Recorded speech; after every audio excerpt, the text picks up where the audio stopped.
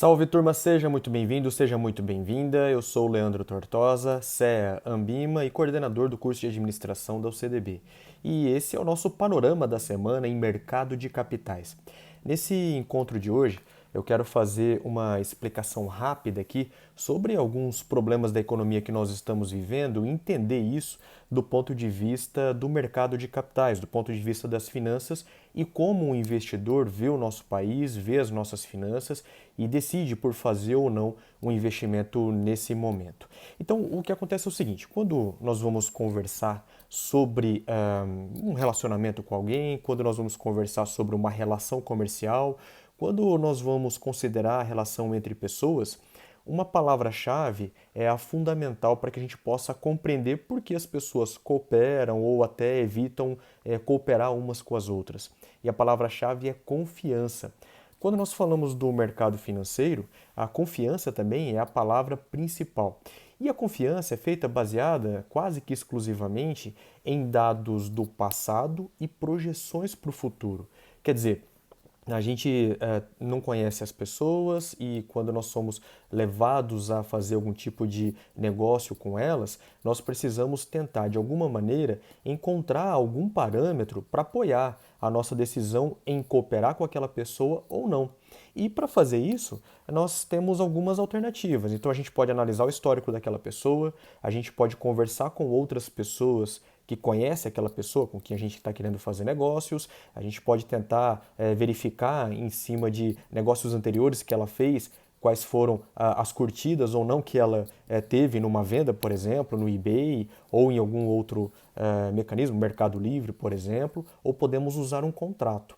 Agora, para que um contrato funcione, nós temos que acreditar no contrato e acreditar que as condições do contrato vão ser seguidas. Se a pessoa, por exemplo, não entregar o produto no prazo que foi combinado ou no preço que foi acertado, nós temos que ter algum lugar para recorrer e punir aquela pessoa eventualmente. Agora, pensa isso do ponto de vista do investidor. O investidor conhece o nosso país, sabe que o Brasil tem um grande mercado consumidor, tem 200 milhões de pessoas prontas para investir, para comprar, para consumir, sabe que o Brasil é um país que tem um clima estável, que tem uma população relativamente nova e, portanto, pode trabalhar e, mais uma vez, pode consumir, tem muitas riquezas naturais, está numa posição estratégica na América do Sul, ele está, uma boa parte da sua costa é no Oceano Atlântico, mas tem aí uma facilidade, passando por alguns países, para chegar no Oceano Pacífico, até a rota bioceânica está sendo pensada nesse sentido. O investidor, então, tem todo o cenário que favorece o investimento dele aqui no Brasil, mas ele não tem investido. E por que que isso acontece? E a Vivi Matos está perguntando aqui qual é o tema hoje. Boa noite aqui, a Vivi Matos, a Karine Osinaga, ao Renan Sobrinho, todo mundo que está entrando e nos acompanhando agora e a quem vai assistir depois esse nosso bate-papo gravado. Toda terça e toda quinta-feira eu faço um panorama sobre o mercado de capitais para apresentar um tema sobre investimentos. Então, ao final do encontro, eu passo, depois de toda a análise do cenário, eu falo mais ou menos as minhas expectativas a respeito dos investimentos e concentro em um determinado investimento para entender se aquele vale a pena ou não. E aí, obrigado por estar aí acompanhando a gente, Vivi e todos os colegas. Então, o investidor tem todas as condições para trazer o dinheiro dele para o Brasil e acaba não trazendo. Por que que ele faz isso? Porque justamente volta naquilo que nós começamos a conversa de hoje, confiança. Ele não tem confiança no que o Brasil vai fazer. E por que isso? Olha, basicamente porque o Brasil tem errado muito nas suas políticas, principalmente no combate mais recente que nós estamos vendo, nas políticas públicas de combate à Covid-19. Então, olha que coisa interessante e triste ao mesmo tempo para a gente. O Brasil hoje está entre os que mais tem casos registrados no mundo e o mundo inteiro sabe que o Brasil praticamente não faz testagem. Então, na semana passada, eu até conversei com vocês sobre isso, principalmente em sala de aula, e até, opa, o Joilson está aqui também, um abraço para você, Joilson, para todos aí da sua família linda do Joilson, a Karine, a princesa do Joilson que está aí também, estou vendo na foto, então sejam bem-vindos. E na semana passada a gente conversava de um estudo que a Universidade de São Paulo divulgou, dizendo que o Brasil já pode estar com 1,6 milhão de infectados. pela Covid-19. E a gente não sabe porque a gente não testa. O mundo então vê isso. O Brasil é um dos que mais tem casos e o que menos testa. O Brasil é um dos que mais registram mortes, a gente percebe as mortes que existem, mas não testa para ter certeza a respeito das mortes que estão acontecendo. O Brasil é um país que tem errado muito na sua política econômica e os reflexos disso são vistos nos indicadores dessa semana. Por exemplo, risco país. O mundo inteiro teve um aumento no risco país. O Brasil foi o que mais aumentou no mundo, digamos assim, civilizado, sem guerra. O mundo inteiro teve uma queda na cotação da moeda local, ou seja, uma desvalorização cambial. Desvalorização cambial é a desvalorização da moeda do país frente à principal moeda estrangeira, que é o dólar americano. O Brasil foi o que mais perdeu frente ao dólar americano. Nesse ano nós já perdemos 47% de valor do real frente ao dólar americano. E quando você fala também dos problemas aqui de produto interno bruto, o Brasil é um dos que está com a expectativa de maior queda. Para você ter uma ideia, o Ministério da Economia divulgou essa semana que foi ontem ou foi hoje pela manhã, divulgou que a perspectiva do Brasil, a expectativa de crescimento do PIB do Brasil é negativa, de menos 4,7%. Se esse dado se confirmar, menos 4,7%, vai ser a maior queda que o país já teve desde 1901, que foi quando começaram as medições, as estatísticas para o mercado brasileiro. Quer dizer, nem no governo da presidente Dilma, que teve aquela série 2015 e 2016, que foram duas recessões seguidas, a gente não teve uma recessão tão alta. A gente teve uma recessão extremamente elevada na época do Fernando Collor de Mello, era ainda 4,30 e poucos por cento. Se confirmar, vai ser a mais alta da história. E aí, a Vivi faz uma pergunta aqui. Então, quer dizer que será que a gente chegou no fundo do poço da Bolsa de Valores? Essa é uma pergunta muito difícil de responder. Eu posso te dizer que provavelmente não chegamos e não sei se nós chegaremos. O que acontece é o seguinte, Vivi e caros colegas que estão nos assistindo, só esse ano, para você ter uma ideia do que isso significa em termos de confiabilidade do investidor em relação ao Brasil, esse ano nós tivemos algumas agências de classificação de risco que reduziram a perspectiva do Brasil para negativo. A Fitch Ratings foi quem fez isso. E isso aí já obrigou os principais fundos de investimento a retirar dinheiro do Brasil. E hoje nós temos uma saída de 73 bilhões de dólares só de investimento estrangeiro, só da B3, só da Bolsa de Valores de São Paulo. Isso é um volume muito elevado. E aí, o que isso significa? Bom, isso causa alguns problemas. Primeiro, o dólar vai lá para cima, porque faltam dólares americanos no Brasil, por conta dessa retirada monstruosa dos investidores na Bolsa de Valores. Também acontece uma fuga de dólares, porque a taxa básica de juros no Brasil está bem baixa, nós estamos com 3% ao ano. Na ata do Copom divulgado agora, na comunicação do Copom divulgado agora nessa semana, na terça-feira, o Copom deixou bem claro que ainda pode reduzir mais a taxa de juros. E eles não entraram num consenso se reduz aí 0,5% ou 0,75%. Então deve derrubar a taxa básica de juros para 2,5% ou 2,25% ao ano. Uma coisa inimaginável. Vamos lembrar que a inflação acumulada está em torno aí de 3,5%. Então quer dizer que é possível que a gente tenha uma taxa de juros negativa. E olha o que nós estamos vendo então. Uma taxa de juros provavelmente negativa até o final do ano, um PIB certamente negativo, crescimento então, decrescimento, né, na nossa economia. Isso foi confirmado pelos dados agora do varejo e do comércio em março. E olha que março nem foi um mês tão ruim comparado com o que foi abril. Um dólar nas alturas, batendo R$6 ou até superando R$6 e apontando para a gente que nós temos um novo modelo econômico que está se aproximando. Onde isso vai parar?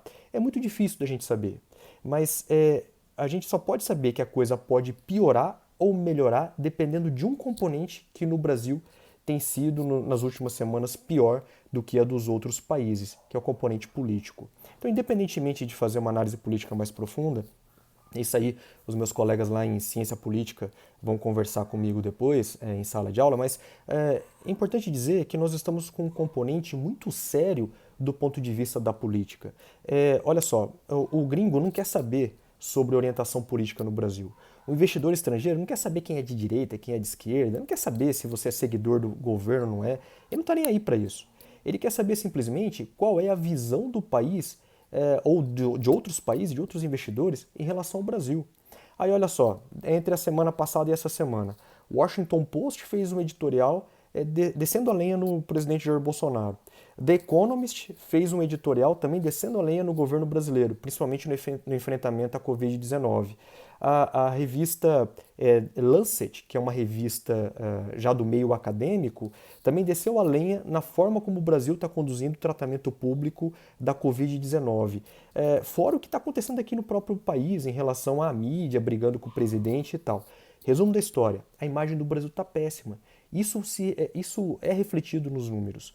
Quando o investidor então olha para o Brasil e olha para outros países, ele fala, cara, tem outros países que estão ruins, em uma situação ruim, como o Brasil, mas lá pelo menos nós não temos um problema político tão sério. Quer dizer, o componente político está atrapalhando hoje a economia brasileira. Então, você veja, o que nós precisamos então olhar para frente e tentar entender, já chegando na reta final desse nosso encontro aqui, né, sobre o cenário de mercado de capitais. Bom, nós temos que pensar o nosso país daqui para frente em três grandes aspectos para que nós possamos entender para onde vai caminhar o mercado de capitais. E a mesma coisa que o investidor estrangeiro está fazendo. Primeiro, como é que está o governo do ponto de vista da prevenção e do combate à Covid-19? Está fazendo medida correta? Está fazendo medida de distanciamento social? O que ele está fazendo? Segundo, como é que o governo está se programando para a volta, para quando as pessoas saírem do isolamento social para poder depois atuar? É certo que o governo federal não tem a gerência sobre os estados, isso foi determinado pelo Supremo Tribunal Federal, mas precisa de uma coordenação do executivo em relação ao que os estados devem fazer, por conta da logística, por conta dos recursos, por conta da política. E outra questão importantíssima é como o governo está atuando em relação aos gastos públicos nesse momento. Com o orçamento de guerra aprovado no Congresso Nacional, o Brasil já está chegando próximo de 100% do PIB no endividamento público federal. Isso significa que abriram as torneiras públicas para o gasto público e principalmente agora, em ano de eleição.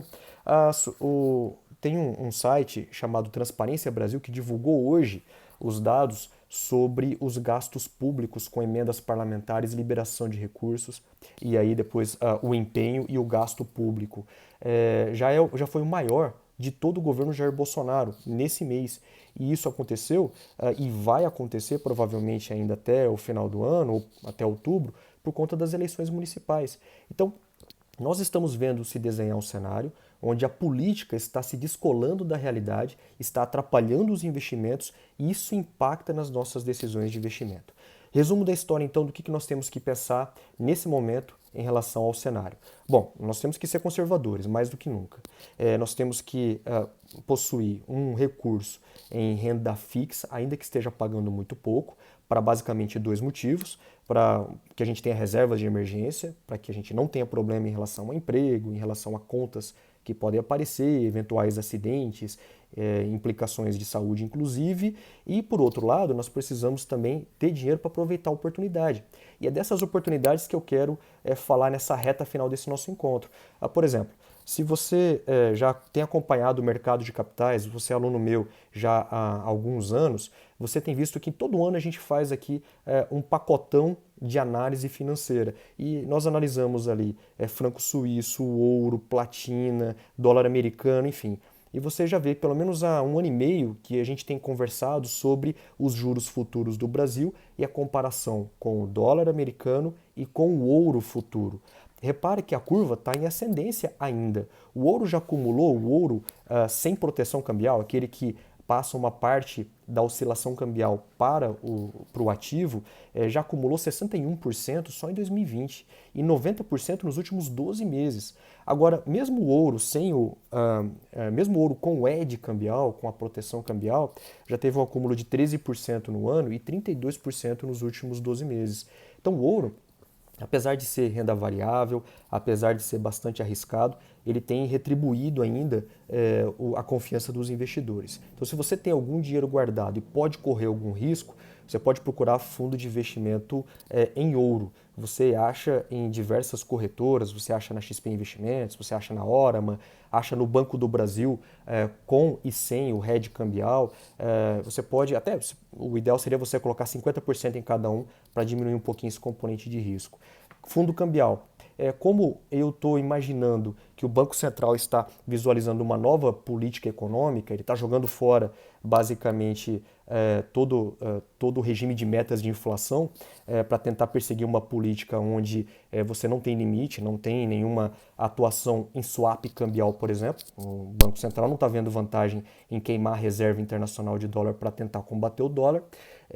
E outra coisa também, não está vendo um interesse muito grande em continuar uma política de austeridade fiscal, então está gastando bastante, e por outro lado, já está questionando no próprio comunicado do Copom de terça-feira, ele deixou bem claro que os diretores estão divididos em relação a qual que é o mais baixo que você pode chegar para a taxa Selic, e a gente tem então esse novo componente. Isso significa que fundo cambial, para quem pode arriscar ainda, pode ser uma boa estratégia, lembrando que o risco é bastante elevado, pode resultar em dinheiro. E o tema da aula de hoje, de mercado de capitais, é justamente sobre um dos investimentos que perderam bastante nesse momento por conta da crise econômica, mas que já tem dado sinais de recuperação, principalmente no setor comercial e industrial, que é o de fundos de investimento imobiliário. Você sabe que eu sou um crítico em relação a imóveis físicos tradicionais para investimento. E por que isso? Bom, basicamente, tem diversos motivos que na sala de aula aqui a gente fica discorrendo um bom tempo, mas basicamente por três grandes motivos. Primeiro, porque precisa de grandes recursos para você investir.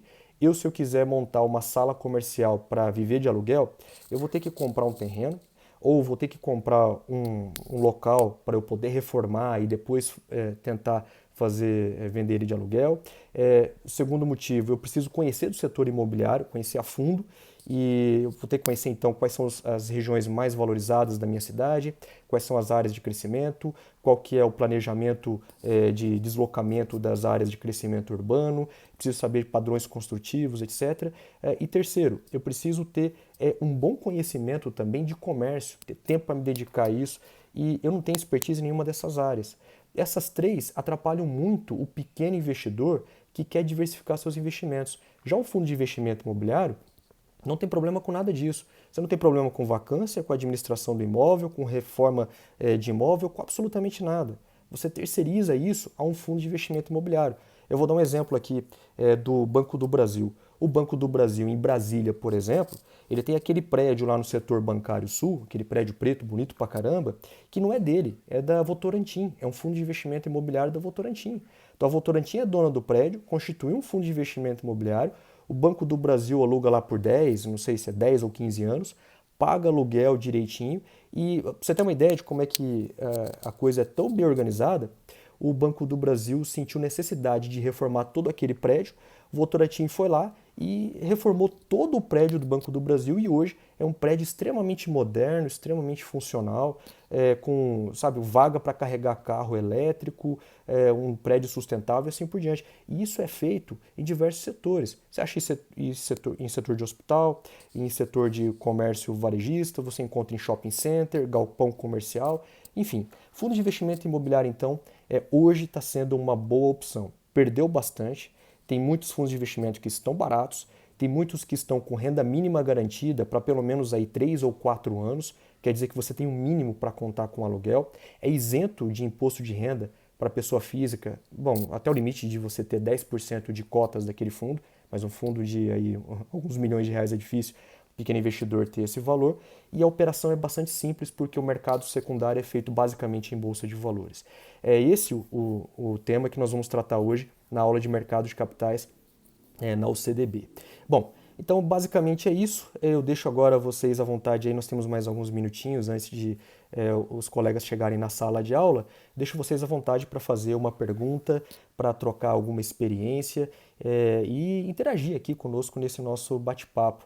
Então eu aproveito aqui para mandar um abraço aqui para a Carolina, para a Ramona, para a Angélica, acho que o Michel entrou aí, Michelzinho, abraço para você. A Tayara, um abraço para a Tayara também.